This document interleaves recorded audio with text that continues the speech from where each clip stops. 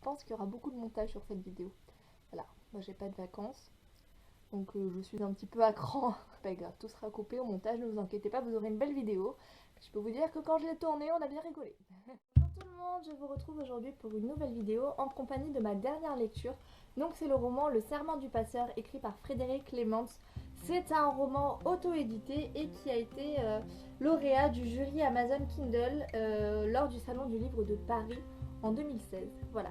Donc je vais vous parler dans cette vidéo de mon ressenti par rapport à cette lecture, sachant que je l'ai terminée hier soir et que du coup je me suis dit, voilà, on va se poser, on va réfléchir tranquillement avant de faire une vidéo, parce que ce livre, c'est un livre explosif. Explosif, je pense que c'est le mot qui correspond le plus à ce que je ressens en fait, et qui qualifie, je pense, le mieux ce roman, explosif. Maintenant, on va voir pourquoi.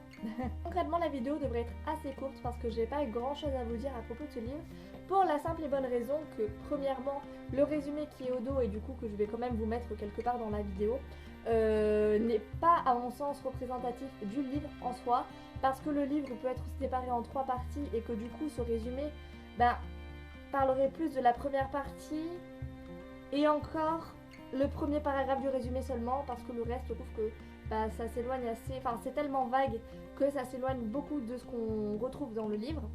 Et puis la deuxième raison pour laquelle je ne vais pas vous en parler énormément, c'est que moi, ce que j'ai beaucoup aimé dans ce livre, et je pense que j'ai le plus aimé tout simplement, c'est d'être surprise. J'ai été surprise du début jusqu'à la fin.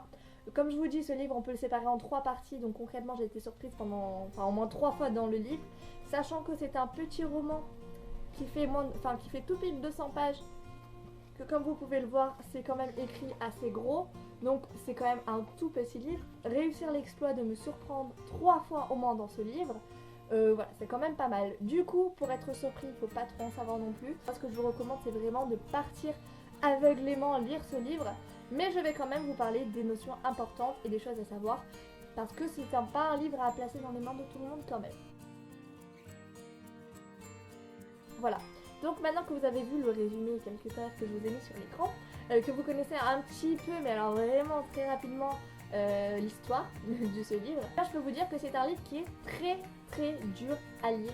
C'est un thriller psychologique vraiment impressionnant, ça m'a complètement chamboulé, bouleversé, tout ce que vous voulez. C'est un livre que j'ai adoré, mais que j'ai vraiment adoré.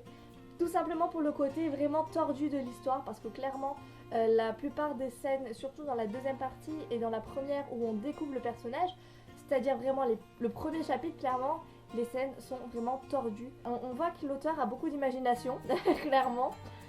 Et voilà, et tout ce qui touche un petit peu au côté pervers, au côté fou, en fait, tout simplement d'une personne, le côté psychopathe d'une personne, clairement, c'est représenté dans ce livre, voilà. C'est tout ce que je peux vous dire. Après, ce qui est pas mal quand même, c'est qu'on a les scènes, donc tous ces sévices qui sont rapportés par le biais d'un écrit, par le biais d'un journal ou par le biais de paroles, d'un souvenir. Donc c'est pas des scènes qu'on vit en direct, sauf pour la première scène.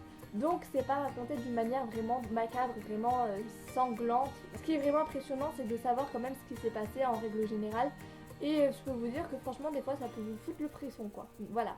Donc clairement, vous l'aurez compris, c'est pas un livre à mettre entre les mains d'enfants ou même de jeunes adolescents. Adolescents, c'est vraiment limite, je trouve, mais après, voilà. C'est vrai que chacun trouve son compte dans les livres de manière différente. Donc il y en a qui vont aimer, comme il y en a qui ne vont pas aimer. Comme les adultes aussi, il y a des adultes qui n'aiment pas forcément les thrillers. Moi en tout cas j'aime beaucoup parce que plus on va lire de scènes tordues, plus on va ressentir quelque chose.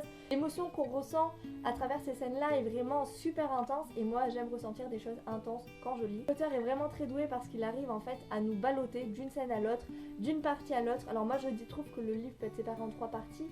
Donc clairement, d'une partie à l'autre, je n'imaginais pas du tout ce qui allait se passer dans la suite. En tout cas, de la manière dont la situation allait être retournée, complètement chamboulée d'une partie sur une autre.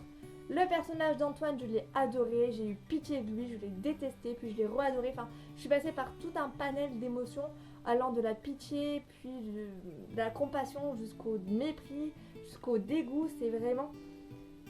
C'est un personnage atypique, la manière dont l'auteur l'a créé est vraiment perturbante. Je crois que la phrase écrite sous le titre « Parfois les bourreaux aussi croient faire le bien » est complètement représentative de l'histoire, même si quand on lit comme ça, je sais bien qu'on comprend pas.